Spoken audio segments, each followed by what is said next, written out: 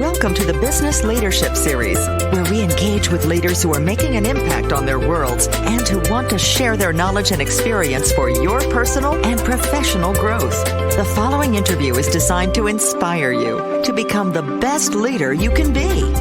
Your host, Derek Champagne, is the founder and CEO of The Artist Evolution, a full-service agency building successful brands, marketing tools, and campaigns, and also the author of the best-selling book, Don't Buy a Duck. And now, let's begin today's Leadership Series interview. Welcome to the Business Leadership Series, where our goal is to inspire you to become the best leader that you can be. We have Eddie Yoon with us today. He's a growth strategy expert for the last 20 years as a partner with the Cambridge Group. Welcome to our program, Eddie. Thanks, Derek. Pleased to be here. You've got a really cool resume. In the last 5 years, you've helped double numerous businesses, from cable media companies to food brands, beverage companies, pet food brands, consumer robotics, and then standby generators, from several hundred million to close to $1 billion. And you're also the author of the acclaimed book, Superconsumers, A Simple, Speedy, and Sustainable Path to Super Growth. And with Harvard Business School Press, you've been the author of over 40 articles, including articles in the Harvard Business Review multiple times, keynote speaker all over the world. Man, we are honored to have you with us, and I can't wait to learn from you today. Well, it just pays to be in the right place at the right time, so pleased to be here. Hey, you've got to tell me a little bit about your background. We like our guests to just kind of give us a little bit about your journey that got you to this unique position that you're in today, and you can start as early on as you're inspired. Sure thing. I think I would have to say it all kind of goes back to family of origin, I think, as it oftentimes does. So my parents were immigrants from Korea. They moved to Hawaii. And I think their experiences growing up in kind of post-Korean War times there, led them to look for a better place. And certainly the American dream was kind of front and center for them. And I was thankful that of the 50 states that they could have chosen, that they picked Hawaii, which was great.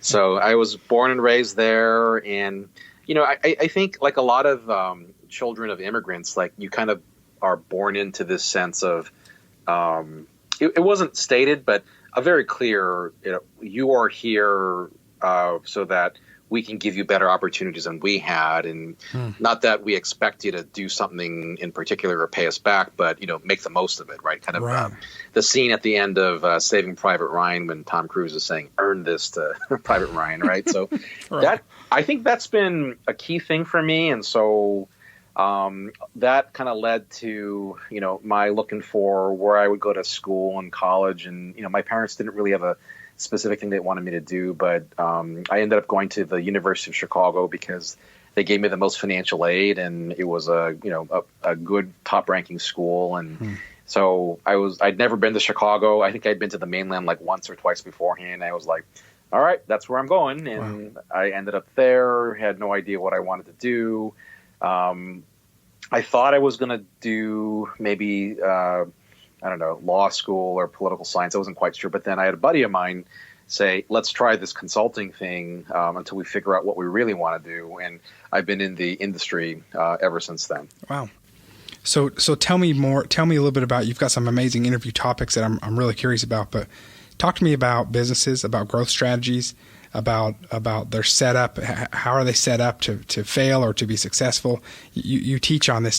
Talk to us about that. Sure thing. So for the last 2 decades, I've had the honor and privilege of just watching lots of companies grow and listening to their growth strategies. And one of the things that I found really interesting was almost 9 out of 10 companies that I run into, I would say their growth strategy is some variant of what I call pie splitting, right? So let's say, Derek, you and I are in the same category. We compete against one another. And, if you were to look at my my strategy documents, by and large, it's going to say, I don't like Derek. I'm going to take his slice of the pie. I'm going to copy his product, discount, or outspend him. And, if I were to look at yours, whether it was there or in response to my attempts, you would say, I'm going to do the same. And that goes back and forth. And you might win short term, but long term, everybody loses in the end, right? Right. Industry profit kind of goes down, and the consumer's not any happier,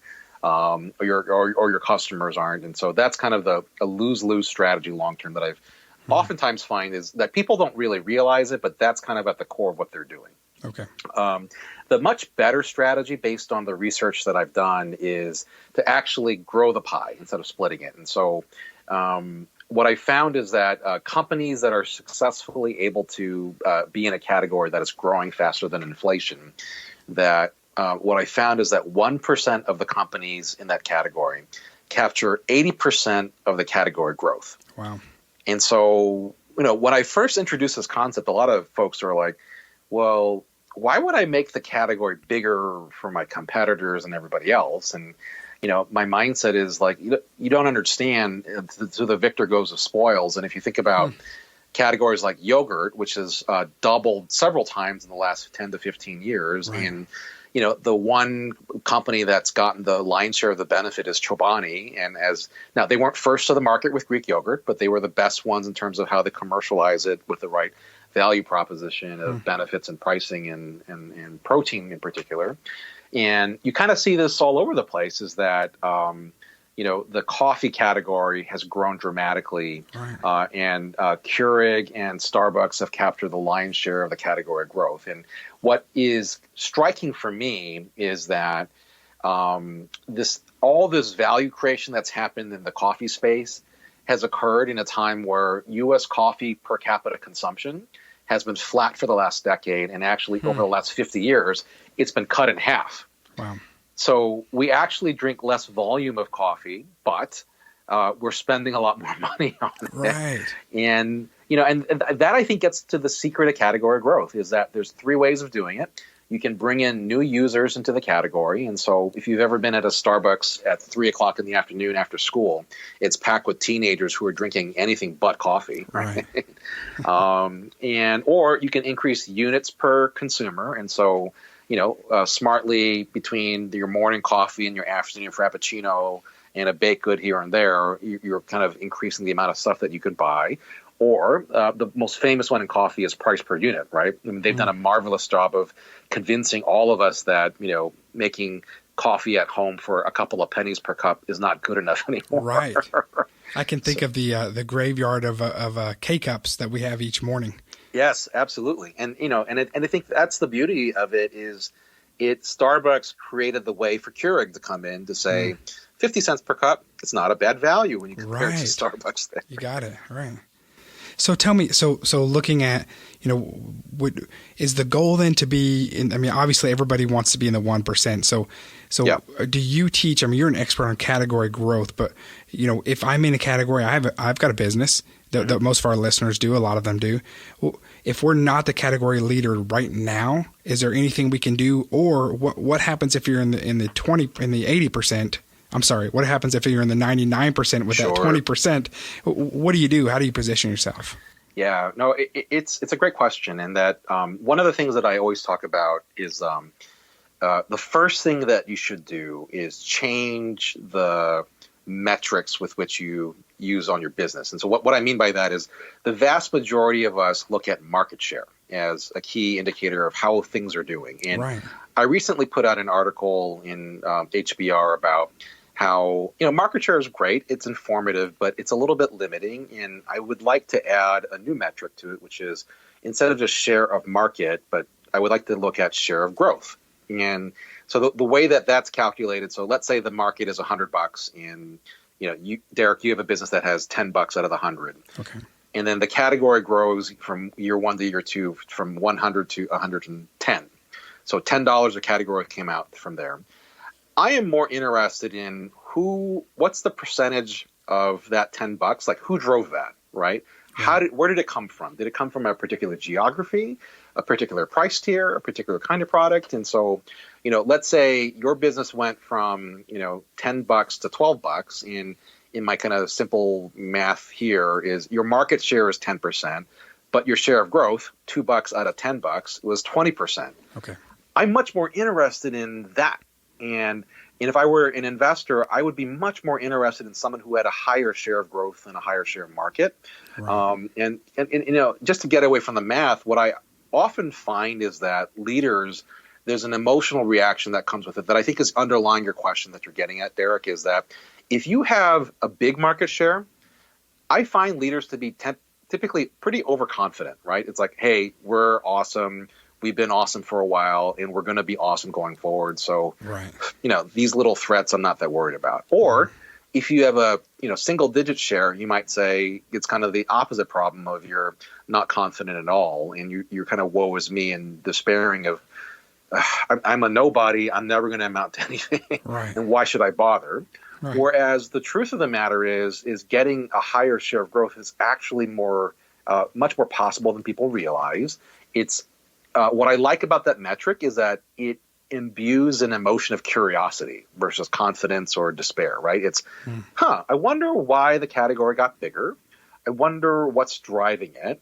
And if I were to think about it, I mean, you mentioned K-Cups. One of the interesting things is that, K-Cups, I think in 2015 hit double-digit share in terms of national penetration. Okay. If you had actually used share of growth as a metric, you could have predicted this would have happened about 8 years earlier. And, therein lies the key issue is that people who are the dominant players, you want to look good. You look at market share. You feel good about that, right? And I think it's just the simple math, but it's more the emotion behind it is that curiosity versus overconfidence or a lack thereof is really the key that helps you drive growth. Yeah, and that makes sense completely. When I'm looking at it from an implementation standpoint, we also, though, first to market's great, but also those that come in behind it, sometimes the pioneer is the one who paves the way for those that grow it bigger, faster, and better. Is the goal to also, though, be an outlier and look at it differently? I mean, you teach about, I'm just trying to get a better understanding. I love the whole concept. I'm really enjoying this. You talk about the real battle being category versus category. Tell me more what that means. Yeah, no, it's one of those things where I would say too many of us as business leaders, whether you're a big company or an entrepreneur starting out, it's you worship too much at the altar of the brand, right? And so my brand is really important. My business is really important. Right.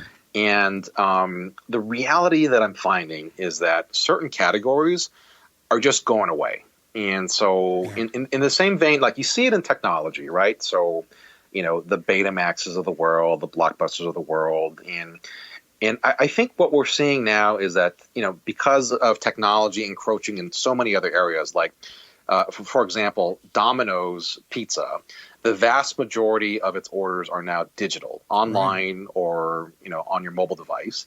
And if you thought about, you would never think about Domino's as a digital company, but the truth of the matter is in the last, I want to say 5 years, if you had bought 1,000 shares of Domino's, you would have outperformed if you had the same number of shares of Apple, Amazon, or Google. Yeah, I've got to interject that Domino's Pizza is actually a client of our agency. Oh, fantastic! And we do work with them, and it's been amazing, just amazing the resources and the technological advances and what a tech company they actually are and the investment that they're doing in that. Absolutely, and so firsthand, like it's not just this kind of kill or be killed mentality is not just happening in the tech sector; it's happening all over the place. Right. And when you think about some of the major forces that are happening in the landscape, healthcare costs continuing to go up, your education costs continuing to go up, the amount you spend on technology, particularly your telecom devices, like. Who would have thought you'd be upgrading your phone every year and your data plan keeps going up and up and up? Right. And it's going faster than wages and income are. And so the net reality of what's going to happen is that consumers have a fixed amount of money to allocate. And when that's going, when other things that are kind of higher up on the list of priorities because you got to pay for a doctor's visit or I'm never giving up my iPhone or my Samsung or whatever it is, right? That other categories are going to be squeezed. And I think the other part of it is the Great Recession in 2008 kind of shook people out of complacency. And they were like, you know what? I buy a lot of things on autopilot. I don't need to do it. And I don't need to happen. So like, you're seeing this case in point now where 17-year-olds they are twice as likely to have a smartphone than they are to have a driver's license. You combine that with Uber and Instacart and the like, and why would you ever necessarily own a car? If you don't own a car, how does that ripple into car insurance and the like and gas prices? If you don't have that, then how do you shop for groceries? Well, I don't. I just order Domino's Pizza, or I get Blue Apron and whatnot. And so I think the ramifications of, my spending is getting squeezed by non-negotiables. But on the other hand, things that we had previously assumed were always going to be givens. You'd buy a car and you'd buy a home. If that's kind of not in play anymore, then I'm predicting a pretty massive shift of where people will spend money. Not, again, brand versus brand or product versus product, but like, hey, this category is simply unnecessary for me. I don't never need it anymore. Like software, as an example, our kids may never buy software in the traditional sense, right? That's what Mark Benioff is trying to do. Yeah, awesome. I love this discussion. I saw last week, I'm going to mess up the numbers on this, but I'll attempt it anyway. You talk about the Uber and the Lyft, and I think a report came out last week talking about the major metro areas and seeing I think a 6% decline in new automobile leases or something like that. Yeah. Significantly from people letting go their leases or selling their vehicles and deciding that they don't need that transportation anymore. Yeah. And so whereas previously you only saw that in cities that had the major transportation, New York City, similar, that's happening in other areas as well now because just the convenience of being able to have that transportation readily available. Yeah. I got to ask you another one. I'm in Northwest Arkansas. This is where Walmart and Sam's was born. We're in the bubble here. Absolutely. I've got good friends they make big decisions at Walmart. I've also got good friends that make big decisions at Amazon. Mm-hmm. I would love your take to hear. I mean, this seems like a classic discussion from what you're saying, that the whole grocery war. And I mean, it's crazy here, the test models that we see happening to be first to market or to solve that problem. Any take on Walmart and Amazon or that solution? Yeah, no, I mean it's I think that it's going to be some version of Golden State and the Cleveland Cavaliers going at it year after year, or maybe the Lakers and Celtics some yesteryear. So I think they're going to see a battle for a long time. I think so, just because I mean it's I don't think it's going to be resolved anytime soon. Right. I think that the advantage that Amazon has, and a lot of people talked about it, is that a lot of these players on the West Coast, it's a little bit like the supposed Mayweather and who's the MMA guy that wants to fight him, the Irish. I'm blanking on his name, but I know who you're talking about, though. Yeah. Yes. But like this is, to me, the fundamental question is: can a boxer defeat an MMA fighter? Right. And Walmart, brilliant as they are, it's a little bit like they throw punches. Amazon grapples, kicks, and punches, and does a whole lot of other stuff there, right?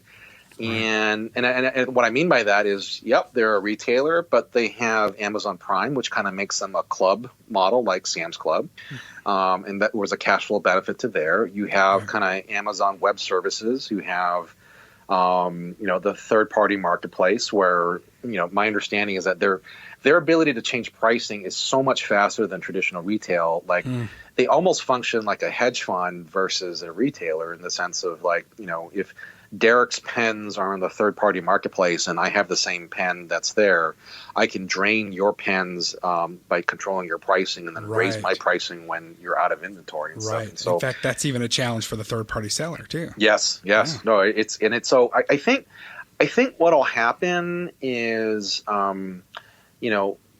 my sense of it is that it'll be an epic battle that goes on. That the reality, though, is what we're starting to see it is that Amazon is, like there is no singular answer that it's only digital or only physical retail. So Amazon's launching its own bookstores, and so the two are going to come together at some point where Amazon will, by definition, need more of a physical presence because they're trying to close that last mile. And the part that I always talk about, actually, this is the part that it might be a third party sneaks in here, because I wondered that as well. Yeah, because my rule of thumb for retail, but for a lot of brands in general, is that they all have a fun to chore ratio. And so what I mean by that is there's a part of, think of a fraction, and the numerator is the fun part. And so, going to Sam's Club and eating the samples, right? That's fun. Right. But waiting in line or a big parking lot, that's a chore. And so we're talking retail, like every retailer has some variation of this. And so Trader Joe's is an example, a lot of fun, right? Because it's, it's a grocery store, but basically it's a big old convenience store with lots of candy and snacks and the like and stuff, right? Yeah. But it's so easy to get in and out of. And when there's not a cashier, they ring the bell. And so minimal chore, lots of fun. That's a good ratio. They're going to be around for a long, long time. And so like Amazon and Walmart, I think it's a bit of a race to the bottom of who can eliminate the most chore possible, right? So Amazon trying to get it as easy as possible, Walmart, be it lowest price that they're trying to win on, or, trying to also have the web presence. I think the two of them both need to figure out what their fun equation is going to be, right? Because neither are particularly fun experiences to shop at. Right.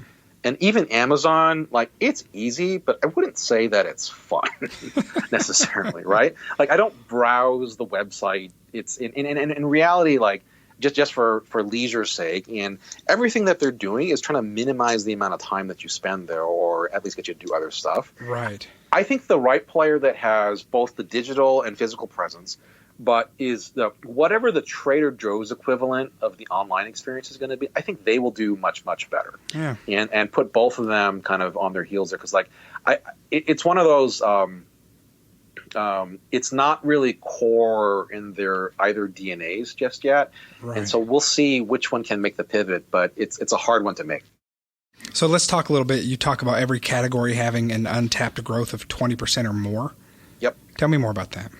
So my simple way of looking at consumers in a category, and so like I've studied consumers all over the world, and there's a lot of segmentation is not new, and there's a lot of complex ways of doing it, but I just make it very simple because I think it's just easier to do something about it. Is, are you very profitable or not at all profitable in the category? So do you spend a lot of money in it or not?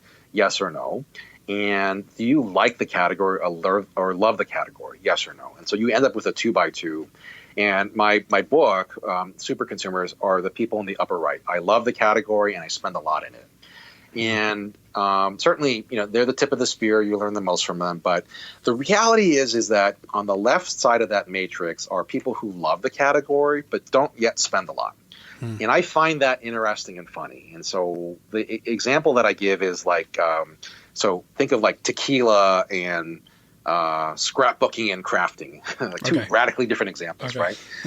In both scenarios, you have super consumers. So a tequila super consumer is someone who is, loves tequila, spends a lot of money on it, knows everything about it from añejo and blanco and reposado blends. And on the crafting side, you have the same thing of people who create beautiful, arts and crafts. They showcase them on Pinterest and the like, and everyone wants to be like that, right? They spend both lots of money in the category. Right. For every one of those type of consumers, I have found that there's 2 or 3 times as many people who would like to be like them. Right. And so I want to be really knowledgeable about tequila, but I have no idea how to do it. No one's shown me the ropes. I don't want to look stupid ordering it at a bar or wasting money. Sure. And, so here I sit with a margarita in my hand, kind of, looking longingly at the guy that I want to be like out there. And the same thing for the crafting person, right? It's like, I wish I could make that beautiful design, but how in the world would I do that? And, I'm like, I go to the precipice and I'm about to spend a lot of money, but it'll just be a waste. And you know what? Even worse, people will laugh at what I do, and I'm just going to stay away, right? And every category has this dynamic, and the really smart companies that are growing the category, they find a way to make the connection between the two types of consumers there. And so one of my big themes of growth strategy is a lot of traditionally the way that people ran their businesses with consumers was, if you think about like music, it was a solo. It was a monologue. Like, I am the business in the brand and I'm talking to consumers, and it's a one-way conversation, and I'm going to tell you what to do. And of course, now in this day and age, you got social media, you got transparency with data. And so it's become a dialogue. It's become a duet. And now what's the problem with this is that we as running businesses, as we've seen with some of the airlines who've just run into all those snafus with customers and social media and whatnot, is you listen to the loudest people. Right. And that's good. You should be responsive to them, but they aren't necessarily the super consumers. Like, being loud doesn't equate someone who is actually knowledgeable and spending a lot in the category. Right. What I'm suggesting is you should really think about an evolution from a solo to a duet to a trio. And what you're looking at is, a brand or a company talking and having a two-way conversation with a super consumer about their mutual love and respect for the category and what all the cool things that can be done, but doing so in a way that a potential super consumer can listen in and be captivated by what it is there, right? And if you can get that trio, that kind of three-way conversation going, that's how you grow the category, and that's how you make the magic happen. And frankly, in a world where there's so much skepticism about big, be it government or big business or whatever it is, that people are so much more willing to listen to word of mouth or other consumers. And that kind of expert consumer, a super consumer, like, we all have those people in our lives where it's like, I don't know what to do. I'm debating about buying this service or going on this trip or not. Let me ask my friend Derek, who has been to, make it up, Florida a bazillion times and knows exactly where to go.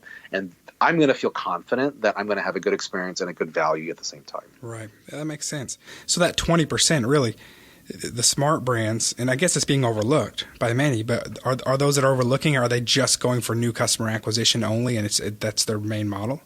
Yeah, it's funny. Like, a lot of people are chasing. So to your point, let's go find new customers. That's always a good thing. But a lot of people are saying, let's go after customers who have.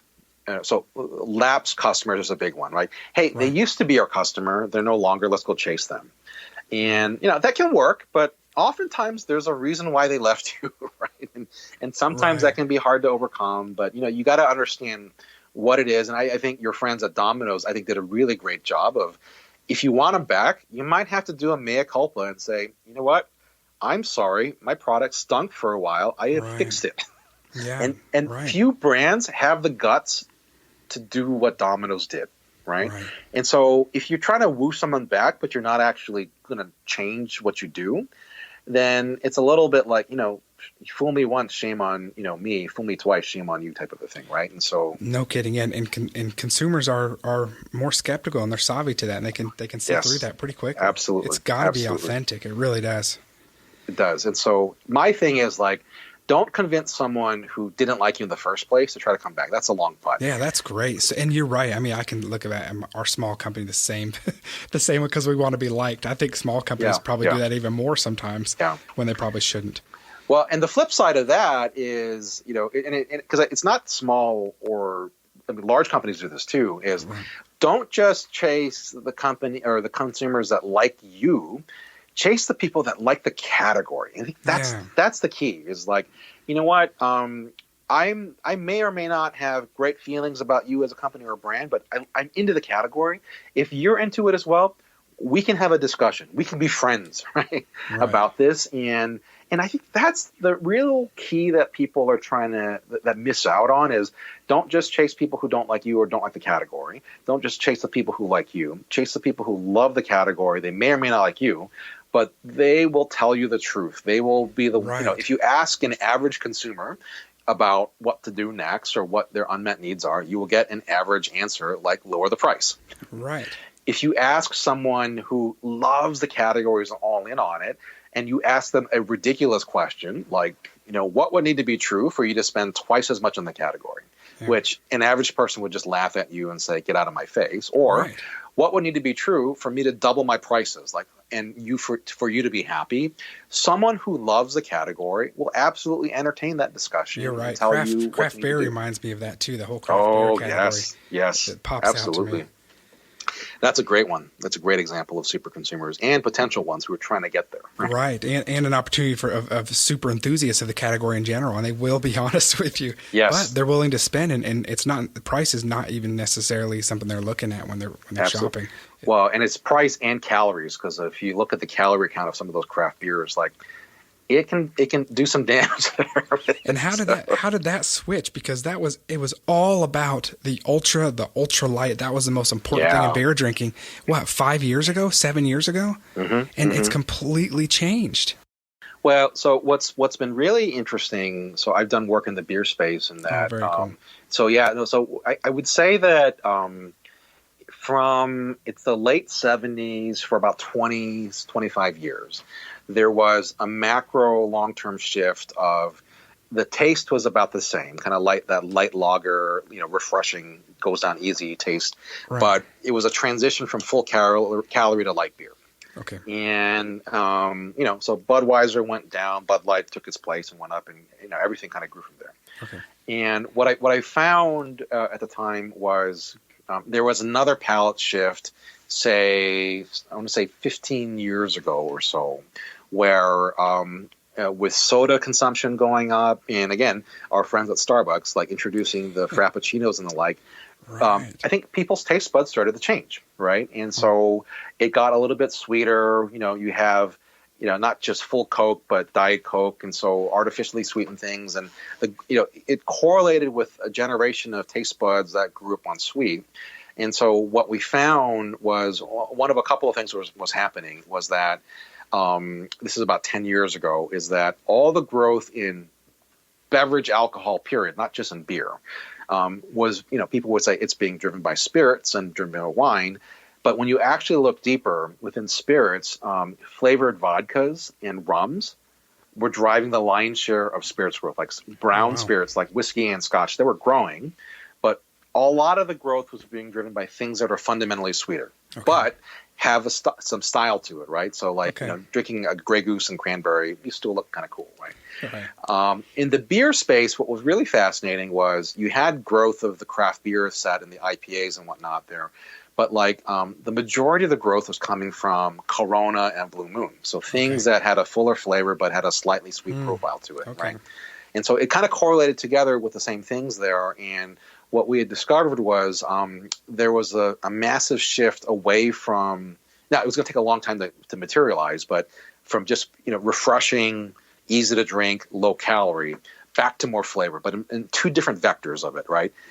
More flavor from a bitterness standpoint, which frankly, from a physiological, I know a little bit too much about this, is that I'm loving it. Keep going. Yeah, no, it's a lot of it is just correlated with the older you get, the more taste buds you lose, and therefore you need a little bit more punch for it to register on your tongue. And so a lot of older consumers, rather than graduating from Bud Light into Michelob Ultra and other light beers, were saying, you know what, I want a little more flavor, and therefore the IPAs and the like were kind of suiting their needs that are there. Yeah. Whereas a younger set who were growing up and saying, you know what, I no longer have to compromise what I don't like. Because like you ask anyone who loves craft beer, my favorite question is like, tell me your favorite craft beer, and they give you a very bitter, hoppy brewer that they have. And I ask them, the first time you had that style of beer, what did you think? And if they're honest, they'll say, oh, it was really, I didn't like the taste of it. It was really strong, really bitter. And which is the case with every bit of craft beer or beverage alcohol. Like you ask someone who loves single malt scotch, like the first time you had it, what did you think? Right.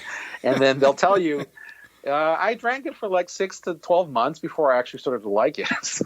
So you build that taste over time. But I think this whole thing around this slightly sweet and stylish palate, and what the magic of what our friends at Anheuser-Busch did with launching Bud Light Lime and Lime-A-Rita now, a craft beer aficionado may look down on that, but it's the truth of the matter is it grew the beer category. And what they did was, I acknowledge the fact that you don't want to compromise your palate. I acknowledge the fact that you don't want a lame-o brand to do it, like no more Zima or Bartles and James. Like you look kind of like a loser doing that. I will take the guts and the courage to lend a mainstream brand like Bud Light and say that it is okay. And everything that they have done, they charge a 30% premium. So, you could, even if it cannibalized existing sales, it was okay because they're paying more for it. And number two is that spirits and wine are kind of 60-40 male-female from a breakdown, whereas beer is much more male.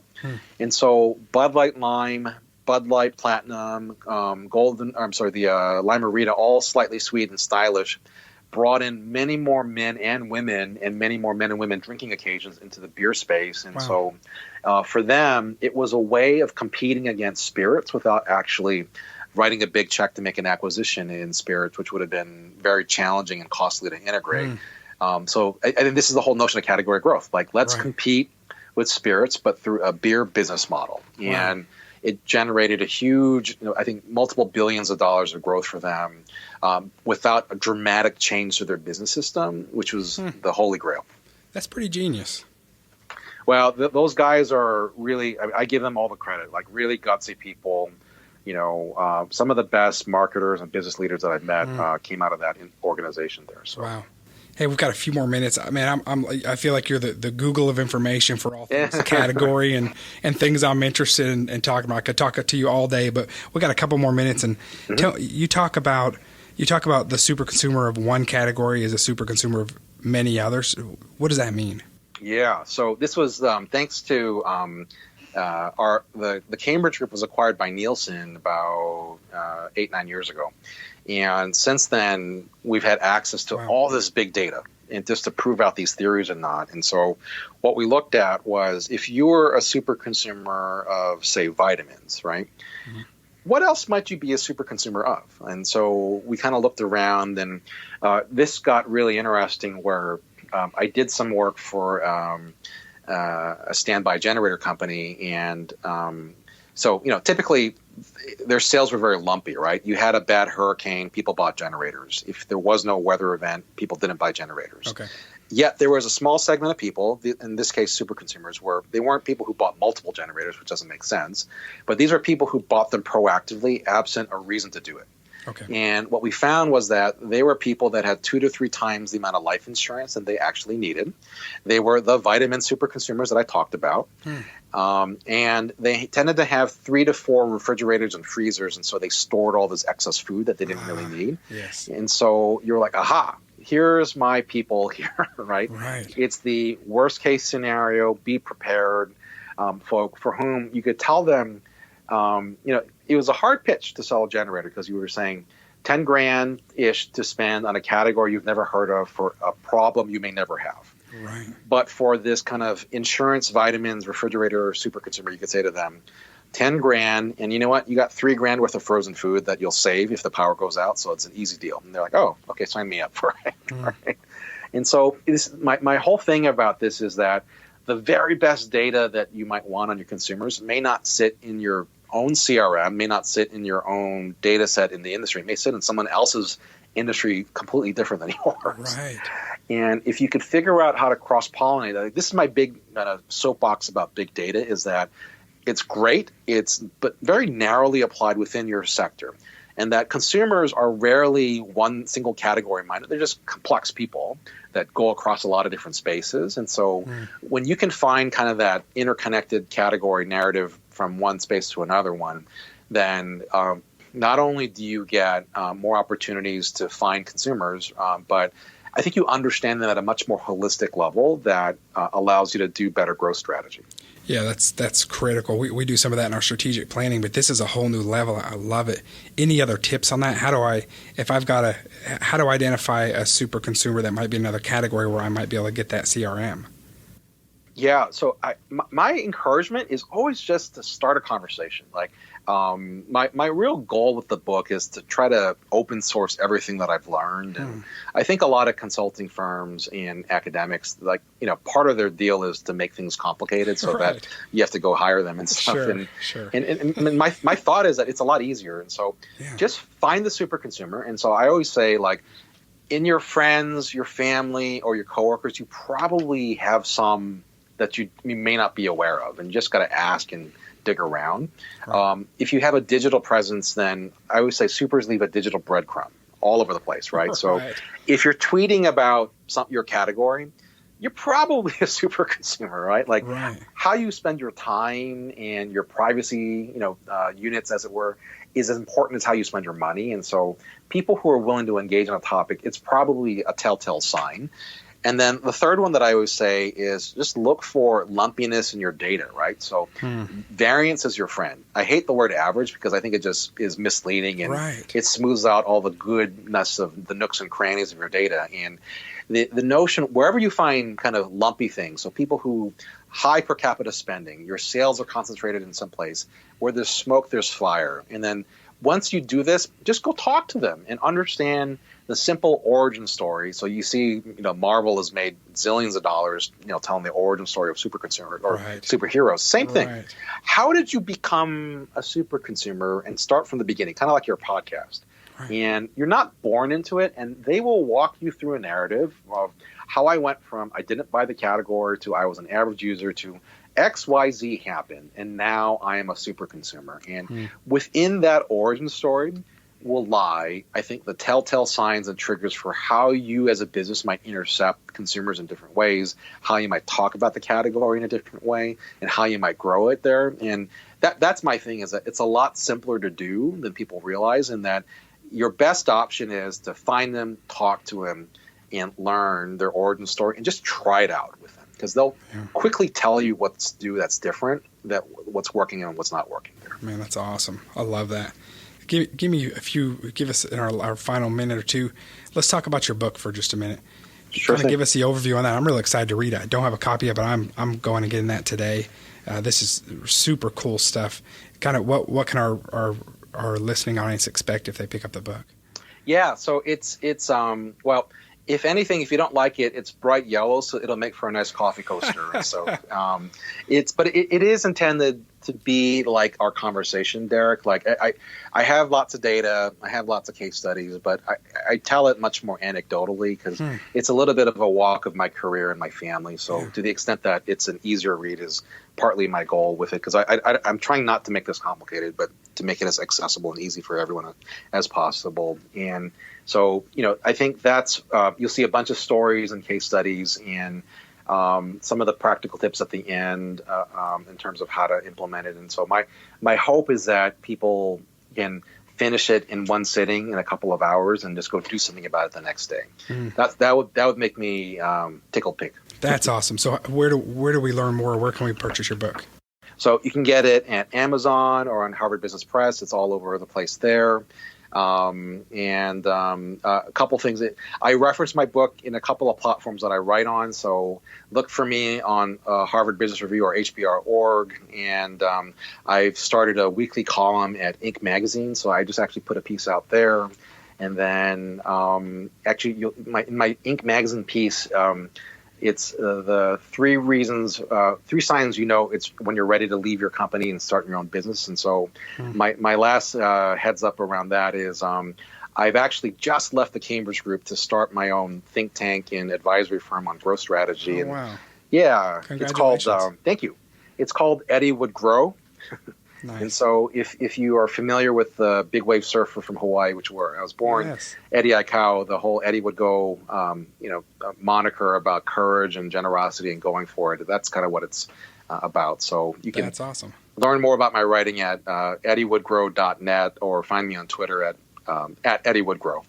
Awesome. So that is eddiewoodgrow.net or at eddiewoodgrow on Twitter. Look up his articles in HBR, the Harvard Business Review, Inc. Magazine, and his book. Look it up on Amazon, Superconsumers, A Simple, Speedy, and Sustainable Path to Superior Growth. Man, it's been a pleasure, Eddie. Eddie Yoon, growth strategist, with us today.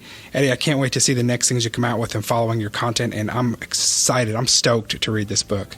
Thanks, Derek. This was super fun. Awesome. Thanks again for being our guest, man, and we will talk to you soon. Take care.